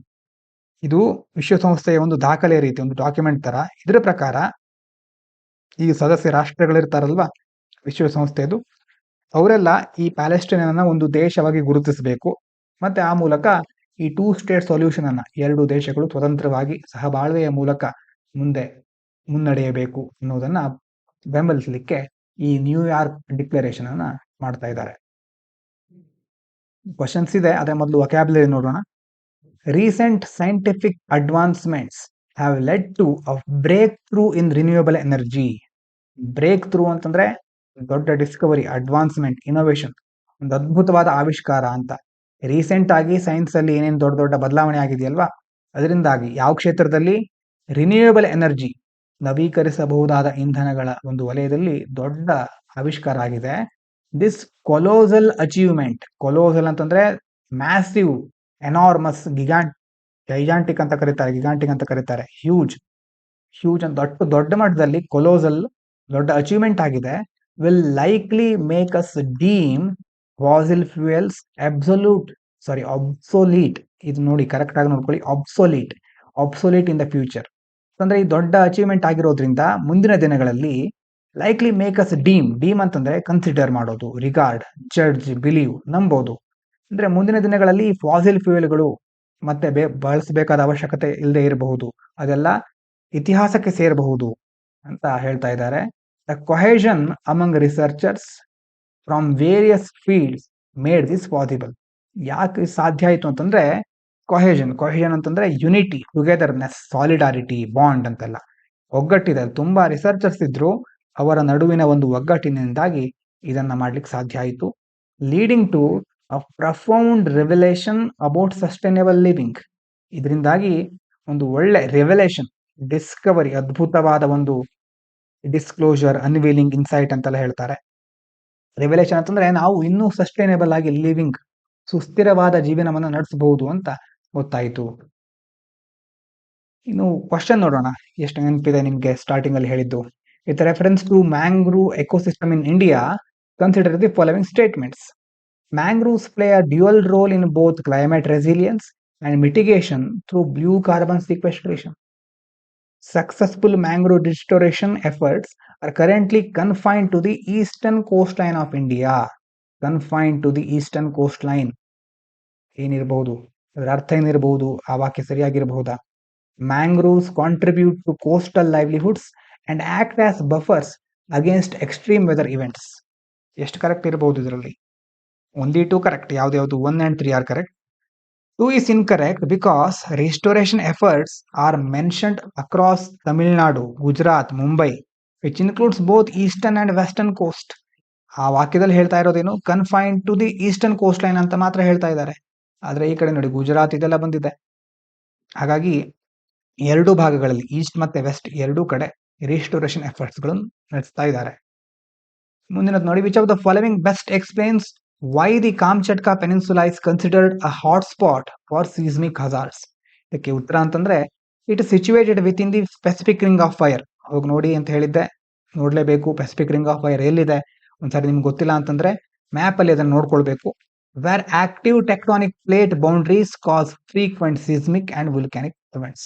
ಮುಖ್ಯವಾಗಿ ಅಲ್ಲಿ tectonic plate activity ಜಾಸ್ತಿ ಇದೆ, ಹಾಗಾಗಿ ಅದರಿಂದಾಗಿ seismic ಭೂಕಂಪಕ್ಕೆ ಸಂಬಂಧಪಟ್ಟಿದ್ದು ಮತ್ತೆ ಜ್ವಾಲಾಮುಖಿಗಳ ಒಂದು ಚಟುವಟಿಕೆ ಜಾಸ್ತಿ ಇರುತ್ತೆ.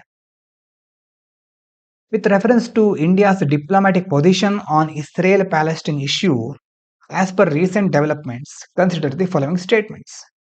India explicitly supported the New York Declaration on Palestine and took a leadership role in the UN working groups formed during the conference. ಮೊದಲನೇ statement, India advocated practical steps and direct dialogue for implementing the two-state solution.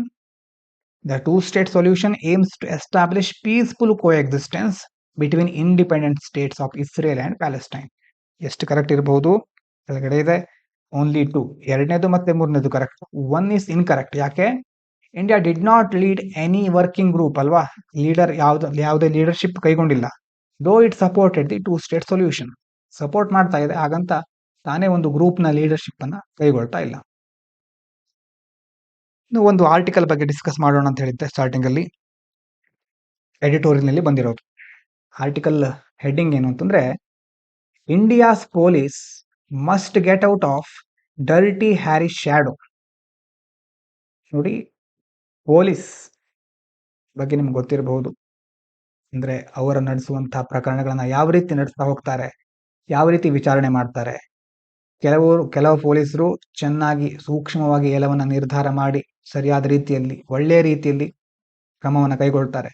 ಕೆಲವರು ಹರಾಸ್ ಅಂತ ದೌರ್ಜನ್ಯವನ್ನು ಮಾಡ್ತಾರೆ. ಅಪರಾಧಿಗಳ ಹೌದಾ ಅಲ್ವ ಅಂತ decide ಮಾಡದೆ ಅವರ ಮೇಲೆ ತುಂಬಾ ಹಿಂಸಾತ್ಮಕವಾಗಿ ಪ್ರತಿಕ್ರಿಯಿಸ್ತಾರೆ. ಇದಕ್ಕೆ ಸಂಬಂಧಪಟ್ಟ ಹಾಗೆ 2 ತರ ಪೊಲೀಸ್ ಸ್ಟೈಲ್ಗಳಿರುತ್ತೆ ಅಂತ ಹೇಳ್ತಾರೆ. ಒಂದು ಶರ್ಲಾಕ್ ಹೋಮ್ಸ್ ಸ್ಟೈಲ್, ಒಂದು ಡರ್ಟಿ ಹ್ಯಾರಿ ಸ್ಟೈಲ್ ಅಂತ. ಶರ್ಲಾಕ್ ಹೋಮ್ಸ್ ಸೀರೀಸ್ ಯಾರಾದ್ರೂ ನೋಡಿದ್ರೆ ಗೊತ್ತಿರುತ್ತೆ ಅವನು ಹೇಗೆ ಕೇಸ್ಗಳನ್ನು ಸಾಲ್ವ್ ಮಾಡ್ತಾ ಇದ್ದ. ಶರ್ಲಾಕ್ ಹೋಮ್ಸ್ ಸ್ಟೈಲ್ ಅಂತಂದ್ರೆ, these kind of polices they use their brain, evidence and patience. ಅಂದ್ರೆ ಇವರು ತಕ್ಷಣ ಯಾವ್ದು ನಿರ್ಧಾರಕ್ಕೆ ಬರೋದಿಲ್ಲ. ಚೆನ್ನಾಗಿ ಬುದ್ಧಿನ ಉಪಯೋಗಿಸ್ಕೊಂಡು ಎವಿಡೆನ್ಸ್ ಅನ್ನ ಅನಲೈಸ್ ಮಾಡಿ ಪೇಷನ್ಸ್ ಇಂದ ನಿಧಾನವಾಗಿ ತನಿಖೆಯನ್ನ ಮಾಡ್ತಾರೆ. Solve cases by thinking smartly, ಸರಿಯಾದ ರೀತಿಯಲ್ಲಿ ಥಿಂಕ್ ಮಾಡಿ ಕೇಸ್ಗಳನ್ನ ಸಾಲ್ವ್ ಮಾಡೋರು. ನೋ ವೈಲೆನ್ಸ್ ನೋ ಫೋರ್ಸ್, ಯಾವುದೇ ಹಿಂಸೆಗೆ ಎಡೆ ಮಾಡಿ ಕೊಡೋದಿಲ್ಲ, ಯಾರ ಮೇಲೆ ಫೋರ್ಸ್ ಮಾಡೋದಿಲ್ಲ, ನಮ್ಮ ಬ್ರೈನ್ ಅನ್ನ ಜಾಸ್ತಿ ಯೂಸ್ ಮಾಡ್ತಾರೆ. ಇವರಿಗೆ ಶರ್ಲಾಕ್ ಹೋಮ್ಸ್ ಸ್ಟೈಲ್ ಅಂತ ಪೊಲೀಸ್ ಅಂತ ಕರೀತಾರೆ. ಇನ್ನೊಂದು ಏನಂತಂದ್ರೆ ಡರ್ಟಿ ಹ್ಯಾರಿ ಸ್ಟೈಲ್. ಇವ್ರೇನ್ ಮಾಡ್ತಾರೆ, ಫಿಯರ್, ಬೀಟಿಂಗ್, ಶಾರ್ಟ್ ಕಟ್ಸ್. ಅಂದ್ರೆ ಇವರು ಕೇಸನ್ನ ಸಾಲ್ವ್ ಮಾಡೋಕ್ಕಿಂತ ಮೊದಲೇ ಯಾರಾದ್ರೂ ಸಿಕ್ಕಿದ್ರೆ ಅವ್ರ ವಿರುದ್ಧ ಏನಾದ್ರು ಕ್ರಮ ಕೈಗೊಳ್ಳೋದು, ಅಥವಾ ಅವ್ರ ಮೇಲೆ ಹ್ಯಾರಾಸ್ ಮಾಡೋದು, ಅಥವಾ ಅವ್ರಿಗೆ ಹೆದರ್ಸೋದು, ಅವ್ರಿಗೆ ಹೊಡೆಯೋದು, ಶಾರ್ಟ್ ಕಟ್ ಗಳನ್ನ ಯೂಸ್ ಮಾಡೋದು. ಫೋರ್ಸಸ್ ಪೀಪಲ್ ಟು ಕನ್ಫೆಸ್, ಇಲ್ಲ ನೀವು ಒಪ್ಕೊಳ್ಳಿ, ಅವರು ತಪ್ಪಿತಸ್ತ್ರ ಅಂತ ಪ್ರೂವ್ ಆಗಿರೋದಿಲ್ಲ, ಅದು ಇವ್ರ ಕೆಲಸ ಆಗಿರುತ್ತೆ ಆ ಪ್ರಕರಣವನ್ನು ಅಧ್ಯಯನ ಮಾಡೋದು. ಆದ್ರೆ ಯಾರು ಸಿಕ್ಕಿದ್ರು ನೀವೇ ಕಳ್ಳರು, ಅವರನ್ನ ಹೆದರಿಸಿ ಹೇಗಾದ್ರೂ ಮಾಡಿ ಅವರನ್ನ ಒಪ್ಕೊಳ್ಳೋ ರೀತಿ ಮಾಡೋದು. Wants past results not real justice. ಇವ್ರಿಗೆ ಏನ್ ಬೇಕಾಗತ್ತೆ, ಡರ್ಟಿ ಹ್ಯಾರಿ ಸ್ಟೈಲ್ ಇರೋರಿಗೆ ಒಟ್ಟಾರೆ ಒಂದು ರಿಸಲ್ಟ್ ಬಂದ್ರಾಯ್ತು, ಜಸ್ಟಿಸ್ ಇದೆಯಾ, ನ್ಯಾಯ ಸಿಗುತ್ತಾ ಸಿಗಲ್ವಾ ಅನ್ನೋದೆಲ್ಲ ಮುಖ್ಯ ಆಗಿರಲ್ಲ. ಆದ್ರೆ ನೋಡಿ, ಭಾರತದಲ್ಲಿ ಸಮಸ್ಯೆ ಏನಂತಂದ್ರೆ, many police still follow dirty Harry style. This is a big problem. ನಮ್ಮ ದೇಶದಲ್ಲಿ ಬಹುತೇಕ ಪೊಲೀಸರು ಫಾಲೋ ಮಾಡೋದು ಈ ಡರ್ಟಿ ಹ್ಯಾರಿ ಸ್ಟೈಲ್ ಅನ್ನ. ಒಂದು ಉದಾಹರಣೆ ಕೊಟ್ಟಿದ್ದಾರೆ. In Tamil Nadu, man named Ajith Kumar died in police custody in June 2024. Ajith Kumar ಅನ್ನೋರು ತಮಿಳುನಾಡಿನಲ್ಲಿ ಪೊಲೀಸ್ ಕಸ್ಟಡಿಯಲ್ಲೇ ಸಾವನ್ನಪ್ಪಿದ್ದಾರೆ.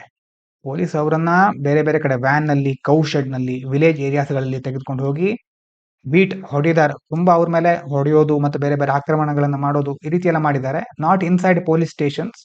He was poor and powerless like most victims of police violence. ಅವರು ತುಂಬಾ ಬಡ ಹಿನ್ನೆಲೆಯಿಂದ ಬಂದಿರೋರಾಗಿದ್ರು, ಯಾವುದೇ ಅಧಿಕಾರ ಇರಲಿಲ್ಲ. ಅಂದ್ರೆ ಎಷ್ಟೋ ಕೈದಿಗಳು ಆ ರೀತಿ ಆಗಿರ್ತಾರೆ. ಅವರನ್ನ ಹಿಡಿದು ನಂತರ ಅವರನ್ನ ತಪ್ಪಿಸನ್ನಾಗಿ ಮಾಡ್ತಾರೆ. ಅಂತಂದ್ರೆ ನೀನೇ ಒಪ್ಕೋ, ಫೋರ್ಸ್ಫುಲ್ ಆಗಿ ತಾವು ವಿಚಾರಣೆ ಮಾಡೋ ತಪ್ಪುತ್ತಲ್ವಾ, ಶಾರ್ಟ್ ಕಟ್ ಗಳನ್ನ ಯೂಸ್ ಮಾಡೋದು. ಅವರಿಗೆ ಇನ್ಮೇಲೆ ನೀವು ಒಪ್ಕೊಳ್ತಾ ಇದ್ರೆ ನಿನ್ ಜೀವನ ಮುಗಿಯುತ್ತೆ ಅಂತ ಬೇರೆ ಬೇರೆ ರೀತಿ ಹೆದರ್ಸೋದು, ಇದನ್ನೆಲ್ಲ ಮಾಡ್ತಿರ್ತಾರೆ. ಈ ಕಾರಣದಿಂದಾಗಿ ನೋಡಿ, ಕಸ್ಟೋಡಿಯಲ್ ಡೆತ್ಸ್ ಇನ್ ಇಂಡಿಯಾ, ಜೈಲಿನಲ್ಲೇ ಸಾವನ್ನಪ್ಪುವವರ ಸಂಖ್ಯೆ 687 people died in police custody. ಅಂತ ಅರ್ಥ ಎವ್ರಿ ವೀಕ್, ಪ್ರತಿ ವಾರ 2 ರಿಂದ 3 ಜನ ಸಾಯ್ತಾ ಇದ್ದಾರೆ ಪೊಲೀಸ್ ಕಸ್ಟಡಿಯಲ್ಲಿ. States with highest deaths, Gujarat, Maharashtra, ತಮಿಳುನಾಡಿನಲ್ಲೆಲ್ಲ ಹೈಯೆಸ್ಟ್ ಡೆತ್ಸ್ ಆಗ್ತಾ ಇದೆ. ಆದ್ರೆ ಅದನ್ನ ಯಾವ ರೀತಿ ಬಿಂಬಿಸ್ತಾರೆ ಅಂತಂದ್ರೆ, many are labelled as suicide or accident to hide the truth. ಯಾವುದೊಂದು ಆತ್ಮಹತ್ಯೆ ಮಾಡ್ಕೊಂಡಿದ್ದಾರೆ ಅಥವಾ ಯಾವುದೋ ಆಕ್ಸಿಡೆಂಟ್ ನ ಮೂಲಕ ಈ ರೀತಿ ಆಗಿದೆ ಅಂತ ಸತ್ಯವನ್ನ ಮರೆಮಾಚ್ತಾರೆ. ಯಾರು ಇದರಿಂದ ಹೆಚ್ಚು ಸಫರ್ ಆಗೋರು? ಅದರಲ್ಲೂ ಮುಖ್ಯವಾಗಿ daily wage workers, Dalits, tribals, migrants, slum dwellers.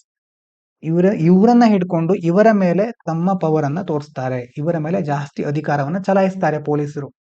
ಅದರ ಅರ್ಥ ಈ ಒಂದು ಆರ್ಟಿಕಲ್ ನ ಪ್ರಕಾರ, cost, class and power inequality, not just bad policing. ಅಂತಂದ್ರೆ ಪೊಲೀಸರು ತಮ್ಮ ಕರ್ತವ್ಯವನ್ನ ಮೊದಲನೇದಾಗಿ ಸರಿಯಾಗಿ ನಿರ್ವಹಿಸ್ತಾ ಇಲ್ಲ, ಆದ್ರೆ ಅದ್ರ ಜೊತೆ ಅವ್ರ ಕಾಸ್ಟು, ಕ್ಲಾಸು, ಅವ್ರು ಯಾವ ಹಿನ್ನೆಲೆಯಿಂದ ಬಂದಿದ್ದಾರೆ ಅದರ ಆಧಾರದ ಮೇಲೆ ಅಸಮಾನತೆ ಸಹ ಇದೆ ಇಲ್ಲಿ. ಯಾಕಂತಂದ್ರೆ ಜಾಸ್ತಿ ಸಫರ್ ಆಗೋರು ಇಲ್ಲಿ ಕೊಟ್ಟಿರೋ ಪ್ರಕಾರ daily wage workers, Dalits, tribals, migrant, slum dwellers, ಅವ್ರ ಮೇಲೆ ಜಾಸ್ತಿ ಈ ರೀತಿ ಮಾಡ್ತಾ ಇದ್ದಾರೆ. ಇದು ಯಾಕೆ ರಾಂಗು ಅಂತ ನೋಡಿದ್ರೆ, ಸುಪ್ರೀಂ ಕೋರ್ಟ್ ಮೊದಲೇನು ಹೇಳಿತ್ತು, torture is illegal. D K. Basu case ಅಂತ ಆಗಿತ್ತು. ಆ ಕೇಸ್ನಲ್ಲಿ ಸುಪ್ರೀಂ ಕೋರ್ಟ್ ಯಾವುದೇ ಕಾರಣಕ್ಕೂ ಟಾರ್ಚರ್ ಮಾಡಬಾರ್ದು, ಕೈದಿಗಳಾಗಿರಬಹುದು ಅವರು, ಆದ್ರೆ ಅವ್ರ ಮೇಲೆ ಚಿತ್ರಹಿಂಸೆಗಳನ್ನ ಮಾಡೋದು ತಪ್ಪು. ಮತ್ತೆ ಭಾರತದಲ್ಲಿ ಸಮಸ್ಯೆ ಏನು, India still has no anti torture law. ಭಾರತದಲ್ಲಿ ಕೈದಿಗಳ ಮೇಲೆ ಆಗ್ತಾ ಇರ್ತಕ್ಕಂತಹ ಟಾರ್ಚರ್ಗೆ ಸಂಬಂಧಪಟ್ಟ ಹಾಗೆ ಯಾವುದೇ ಲಾ ಇಲ್ಲ. India has not signed UN anti torture treaty. ಅದೇ ರೀತಿ UN ಜಾಗತಿಕ ಮಟ್ಟದಲ್ಲಿ ವಿಶ್ವಸಂಸ್ಥೆಯ ಒಂದು ಟ್ರೀಟಿ ಇದೆ, ಆ ಟ್ರೀಟಿಗೆ ಸಹ ಭಾರತ ಸೈನ್ ಮಾಡಿಲ್ಲ. ಇನ್ನು ಲಾ ಕಮಿಷನ್ ಏನ್ ಹೇಳಿತ್ತು, ಒಂದು ಸ್ಟ್ರಾಂಗ್ ಲಾ ತೆಗೆದುಕೊಂಡು ಬನ್ನಿ ಅಂತ ಹೇಳಿತ್ತು, ಅದು ಇನ್ನೂ ಪೆಂಡಿಂಗ್ ಅಲ್ಲಿ ಇದೆ. ಹಾಗಾದ್ರೆ ನಮ್ಗೆ ಇನ್ನೊಂದು ಪ್ರಶ್ನೆ ಬರುತ್ತೆ, ಈಗ ಟಾರ್ಚರ್ ಕೊಡ್ತಾರೆ, ಟಾರ್ಚರ್ ಇಂದ ಅಷ್ಟು ಕೊಟ್ಟ ಮೇಲಾದ್ರೂ ಅವ್ರು ಸತ್ಯವನ್ನ ಬಾಯ್ ಬಿಡ್ತಾರಲ್ಲ, ಅದಾದ್ರೂ ಒಳ್ಳೇದಲ್ಲ ಅಂತ ಕೆಲವರಿಗೆ ಪ್ರಶ್ನೆ ಬರಬಹುದು. ಆದ್ರೆ ಸೈನ್ಸ್ ಏನ್ ಹೇಳುತ್ತೆ, ಸ್ಟಡಿಗಳು ಏನ್ ಹೇಳುತ್ತೆ, ಡಸ್ ಟಾರ್ಚರ್ ಇವನ್ ವರ್ಕ್? ಆ ರೀತಿ ಟಾರ್ಚರ್ ಕೊಟ್ಟಿರೋದ್ರಿಂದ ಅದು ವರ್ಕ್ ಆಗುತ್ತಾ? Science says no, torture damages memory. ಯಾಕಂದ್ರೆ ಯಾರ ಮೇಲೆ ಅವ್ರು ಟಾರ್ಚರ್ ಮಾಡ್ತಾ ಇರ್ತಾರೋ, ಜಾಸ್ತಿ ಸತ್ಯ ಹೇಳಿ ಒಪ್ಕೊಳ್ಳಿ ಆ ರೀತಿ ಫೋರ್ಸ್ ಮಾಡ್ತಾ ಇರ್ತಾರೋ, ಅವರ ಮೆಮೊರಿ ಲಾಸ್ ಆಗೋದು, ಮೆಮೊರಿ ಮೇಲೆ ಡ್ಯಾಮೇಜ್ ಆಗೋದಾಗುತ್ತೆ. Victims say anything to stop pain ಅಲ್ವಾ. ಕೊನೆಗೆ ಯಾವ ಸ್ಥಿತಿಗೆ ಬಂದಿರ್ತಾರೆ ಆ ಒಂದು ಸಂತ್ರಸ್ತರು ಅಥವಾ ಆ ಒಂದು ಸಿಕ್ಕಾಕೊಂಡವರು ಅಂತಂದ್ರೆ, ಒಪ್ಕೊಂಡ್ಬಿಡದೆ ಬೇರೆ ದಾರಿನೇ ಇಲ್ಲ, ಇಲ್ಲದೆ ಇದ್ರೆ ಅವ್ರ ಮೇಲೆ ದೌರ್ಜನ್ಯ ಆಗ್ತಾನೆ ಇರುತ್ತೆ. ಹಾಗಾಗಿ ನಾವ್ ಏನಾದ್ರೂ ಹೇಳಲೇಬೇಕು ಈಗ ಅಂತ ಒಪ್ಕೊಂಡ್ಬಿಡೋದು, ಅವಾಗ ಏನ್ ಬೇಕಾದ್ರೂ ಅವ್ರು ಹೇಳ್ಬಹುದು. ಹಾಗಾಗಿ ಅದೇನಾಗಿರುತ್ತೆ, ಇವನ್ ಫಾಲ್ಸ್ ಕನ್ಫೆಷನ್, ಹೌದು ನಾನು ತಪ್ಪು ಮಾಡಿದೀನಿ ಅಂತ ಅವ್ರು ಒಪ್ಕೊಳ್ಳೋದ ತನಕ ಇವ್ರು ಬಿಡೋದೇ ಇಲ್ಲ, ಫಾಲ್ಸ್ ಕನ್ಫೆಷನ್ ಗಳಾಗ್ಬಿಡುತ್ತೆ. ಹಾಗಾಗಿ ಸೈನ್ಸ್ ಏನ್ ಹೇಳುತ್ತೆ, ಟಾರ್ಚರ್ ಇಂದ ಮೆಮೊರಿ ಡ್ಯಾಮೇಜ್ ಆಗುತ್ತೆ, ವಿಕ್ಟಿಮ್ ಏನ್ ಬೇಕಾದ್ರೂ ಹೇಳ್ಬಹುದು, ಅವಾಗ ಸತ್ಯನೇ ಆಗಿರೋದಿಲ್ಲ. Studies and real cases, US UK ಎಲ್ಲ ಏನ್ ಸ್ಟಡಿ ಮಾಡಿರೋದು ಗೊತ್ತಾಗಿದೆ ಅಂತಂದ್ರೆ, torture gives wrong are useless information. Torture ಗಳಿಂದ ಎಷ್ಟೋ ಸಾರಿ, ಜಾಸ್ತಿ ಸಾರಿ ಸಿಕ್ಕಿರೋದೆಲ್ಲ ಸುಳ್ಳು, ಯೂಸ್ಲೆಸ್ ಇನ್ಫಾರ್ಮೇಶನ್ ಆಗಿದೆ. ಮತ್ತೆ respectful smart investigation work better. ಯಾವಾಗ ಕೈದಿಗಳನ್ನು ಸಹ ನಮ್ಮಂತೆ ಮಾನವರು ಅಥವಾ ಅವರಿಗೂ ಅವರ ಬದುಕುವ ಹಕ್ಕಿದೆ ಆ ರೀತಿ ನೋಡ್ಕೊಳ್ತಾ ಹೋಗ್ತಾರೋ, ಅದರಿಂದಾಗಿ ಒಳ್ಳೆ ಫಲಿತಾಂಶ ಸಿಕ್ಕಿದೆ. ಇನ್ವೆಸ್ಟಿಗೇಷನ್ ಸ್ಮಾರ್ಟ್ ಆಗಿ ಮಾಡ್ಬೇಕಾಗಿರುತ್ತೆ, ಮೊದಲೇ ಹೇಳಿದ್ವಲ್ವಾ, ಶರ್ಲಾಕ್ ಹೋಮ್ ಸ್ಟೈಲು, ಆ ರೀತಿ ಮಾಡಿದಾಗ ಒಳ್ಳೆ ಫಲಿತಾಂಶಗಳು ಸಿಗುತ್ತೆ. ಬೇರೆ ಕಂಟ್ರೀಸ್ಗಳೆಲ್ಲ ಏನ್ ಮಾಡ್ತಾ ಇದೆ, UK ಗಳಲ್ಲಿ ಪೀಸ್ ಮಾಡೆಲ್ ಅಂತ ಇದೆ, ಅಲ್ಲಿ ರೆಸ್ಪೆಕ್ಟ್ಫುಲ್ ಆಗಿ ಗೌರವಯುತವಾಗಿ ನೋಡ್ಕೊಳ್ತಾರೆ ಕೈದಿಗಳನ್ನ. ಸ್ಟೆಪ್ ಬೈ ಸ್ಟೆಪ್ ಕ್ವಶನಿಂಗ್, ಹಂತ ಹಂತವಾಗಿ ವಿಚಾರಣೆ ನಡೆಸ್ತಾರೆ. ನಾರ್ವೆ, ನ್ಯೂಜಿಲೆಂಡ್, ಕೆನಡಾ ಅವೆಲ್ಲ ಕಾಮ್ ಲೀಗಲ್ ಮೆಥಡ್ಸ್ ಗಳನ್ನ, ಅಂತಂದ್ರೆ ಸಮಾಧಾನಕರವಾಗಿ ಕಾಮ್ ಆಗಿ ಲೀಗಲ್ ಮೆಥಡ್ ಗಳನ್ನ ಯೂಸ್ ಮಾಡಿಕೊಂಡು ಇಂತಹ ಪ್ರಕರಣಗಳನ್ನ ಬಗೆಹರಿಸ್ತಾರೆ. Even terrorist were handled without torture and gave truthful information. ಎಷ್ಟೋ ದೇಶಗಳಲ್ಲಿ ಟೆರರಿಸ್ಟ್ಗಳು, ನಾವು ಜಾಸ್ತಿ ಹಿಂಸಾತ್ಮಕವಾಗಿರ್ತಾರೆ ಅಂತ ಕರಿತೀವಲ್ವಾ, ಅಂತ ಟೆರರಿಸ್ಟ್ ಗಳನ್ನ ಸಹ ಯಾವುದೇ ಟಾರ್ಚರ್ ಕೊಡದೆ ಅವ್ರನ್ನ ಹ್ಯಾಂಡಲ್ ಮಾಡಿದ್ದಾರೆ, ಮತ್ತೆ ಅವರಿಗೆ ಸರಿಯಾದ ಮಾಹಿತಿ ಸಿಕ್ಕಿದೆ ಆ ರೀತಿ ಹ್ಯಾಂಡಲ್ ಮಾಡಿದಾಗ. ಇಷ್ಟೆಲ್ಲ ನಮ್ಗೆ ಬೇರೆ ದೇಶದಿಂದ ಕಲಿಬಹುದು. ಇನ್ನು ಭಾರತದಲ್ಲಿ ಏನ್ ಮಾಡಬಹುದು, ಹಾಗಾದ್ರೆ ನಾವೇನ್ ಮಾಡ್ಬೇಕು? UN ಕನ್ವೆನ್ಷನ್ ಅಗೇನ್ಸ್ಟ್ ಟಾರ್ಚರ್, ಅದಕ್ಕೆ ಸೈನ್ ಮಾಡಿಲ್ಲ ಅಂತ ಮೊದಲು ನೋಡಿದ್ವಿ. ಸೈನ್ ಮಾಡೋದು, pass a strong anti torture law, ಟಾರ್ಚರ್ಗೆ ಸಂಬಂಧಪಟ್ಟ ಹಾಗೆ ಅದನ್ನ ತಡೆಗಟ್ಟಲಿಕ್ಕೆ ಒಂದು ಒಳ್ಳೆಯ ಲಾವನ್ನ ತರೋದು. Train police using the peace model, ಈ ಪೀಸ್ ಮಾಡೆಲ್ ಅನ್ನ ಅಡಾಪ್ಟ್ ಮಾಡ್ಕೊಳ್ಬೇಕು UK ಇರುವಂತದ್ದು. ಮತ್ತೆ take strict action against police abuse, ಇಂಥ ಪೊಲೀಸ್ಗಳಿರ್ತಾರಲ್ವ ಕೆಲವರು ಅಬ್ಯೂಸ್ ಮಾಡೋರು, ಅವರ ವಿರುದ್ಧ ಕಠಿಣ ಕ್ರಮಗಳನ್ನು ಕೈಗೊಳ್ಳಬೇಕು. ಮತ್ತೆ 2 ಕೋಟ್ ಇದೆ ನೋಡಿ, ಇದು ನೀವು ಎಸ್ಸೆ ಎಥಿಕ್ಸ್ ಎಲ್ಲಿ ಬೇಕಾದ್ರೂ ಬಳಸ್ಕೋಬಹುದು, ತುಂಬಾ ಕಡೆ ಹೆಲ್ಪ್ ಆಗುತ್ತೆ ಇದು. Justice delayed is justice denied, ಒಂದು ವೇಳೆ ಜಸ್ಟಿಸ್ ನ್ಯಾಯವನ್ನ ನೀಡಲಿಕ್ಕೆ ತಡ ಆಗ್ತಾ ಇದೆ ಅಂತಂದ್ರೆ, ತುಂಬಾ ಕಾಲ ಎಷ್ಟೋ ಕೇಸ್ಗಳು ಪೆಂಡಿಂಗ್ ಇರುತ್ತೆ, ಪೆಂಡಿಂಗ್ ಇರೋದ್ರಿಂದ ನ್ಯಾಯವನ್ನ ಸರಿಯಾದ ಸಮಯಕ್ಕೆ ಕೊಡ್ಲಿಕ್ಕೆ ಆಗ್ತಾ ಇಲ್ಲ ಅಂತಂದ್ರೆ, ಅದು ಅವರಿಗೆ ನ್ಯಾಯವನ್ನ ಡಿನೈ ಮಾಡಿದ ಹಾಗೆ, ನ್ಯಾಯ ಸರಿಯಾಗಿ ಕೊಡ್ಲಿಕ್ಕೆ ಆಗೋದೇ ಇಲ್ಲ. ಕೊನೆ ತನಕ ಕಾಯ್ತಾ ಇದ್ರೆ ಸರಿಯಾದ ನಿರಪರಾಧಿ ಅಪರಾಧಿ ಯಾರು ಅಂತ ಗೊತ್ತಾಗೋದಿಲ್ಲ. ಡಿಲೇ ಮಾಡೋದು ಡಿನೈ ಮಾಡಿದ ಹಾಗೆ.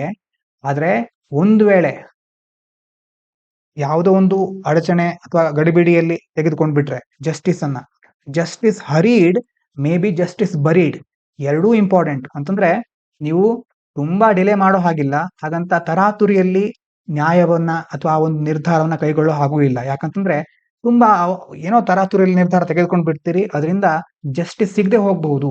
ಡಿಲೇ ಮಾಡೋದ್ರಿಂದ ಡಿನೈ ಆಗದಾಗ ಆಗುತ್ತೆ, ಹರಿಯಿಂದ ಬರಿ ಆಗತ್ತೆ. ಈ ಟರ್ಮ್ ಅನ್ನ ನೆನಪಿಟ್ಕೊಳ್ಳಿ ಕರೆಕ್ಟ್ ಆಗಿ. Justice delayed is justice denied, justice hurried may be justice buried. Buried ಅಂತಂದ್ರೆ ಸಮಾಧಿ ಆಗೋದು, ನ್ಯಾಯ ಸಮಾಧಿ ಆಗಬಹುದು, ಅದಕ್ಕೆ ಯಾವುದೇ ಬೆಲೆ ಸಿಗದೆ ಹೋಗಬಹುದು. ಇದು ಒಂದು ಕೋಟ್, ಇದೆಲ್ಲಾದ್ರೂ ಯೂಸ್ ಮಾಡ್ಕೊಳ್ಳಿ. ಎರಡನೇದು, true strength of A democracy is seen in how it treats it's weakest, ಅಂತಂದ್ರೆ ಸಮಾಜದಲ್ಲಿರುವ ದುರ್ಬಲ ವರ್ಗಗಳನ್ನು ಹೇಗೆ ನಡೆಸ್ಕೊಳ್ತೀವಿ ಅನ್ನೋದ್ರ ಮೇಲೆ ನಮ್ಮ ಪ್ರಜಾಪ್ರಭುತ್ವದ ಬಲಿಷ್ಠತೆ ಎಷ್ಟಿದೆ ಅನ್ನೋದು ಗೊತ್ತಾಗತ್ತೆ. ಅಂತಂದ್ರೆ ಯಾವುದೇ ಹಂತದಲ್ಲಿ ಇರಲಿ, ಯಾವುದೇ ವ್ಯಕ್ತಿಗಳಿರ್ಲಿ, ಎಷ್ಟೇ ದುರ್ಬಲ ವರ್ಗಕ್ಕೆ ಸೇರಿರಲಿ, ಅವರನ್ನು ಸಹ ನಾವು ಯಾವ ರೀತಿ ನಡೆಸ್ಕೊಳ್ತಾ ಇದ್ದೇವೆ, ಅದರ ಆಧಾರದ ಮೇಲೆ ಅವರಿಗೂ ಮಾನವ ಹಕ್ಕುಗಳ ಒಂದು ಒಂದು ಸೌಕರ್ಯಗಳು ಸಿಗ್ತಾ ಇದೆಯಾ, ಅಥವಾ ಅವ್ರ ಮೇಲೆ ಜಾಸ್ತಿ ದೌರ್ಜನ್ಯ ಆಗ್ತಾ ಇದೆಯಾ, ಇದೆಲ್ಲವನ್ನ ಕನ್ಸಿಡರ್ ಮಾಡಿ ಸರಿಯಾದ ರೀತಿಯಲ್ಲಿ ಅವರನ್ನು ನಡೆಸ್ಕೊಂಡಾಗ ಮಾತ್ರ ನಮ್ಮ ಪ್ರಜಾಪ್ರಭುತ್ವ ವ್ಯವಸ್ಥೆ ಬಲಿಷ್ಠವಾಗಿದೆ ಅಂತ ಹೇಳಬಹುದು. True strength of A democracy seen in how it treat it's weakest. ಸರಿಯಾಗಿ ನೆನಪಿಟ್ಕೊಳ್ಳಿ. ಎಲ್ರಿಗೂ ಧನ್ಯವಾದಗಳು. ಇದು ಪಾಂಚಜನ್ಯ IAS.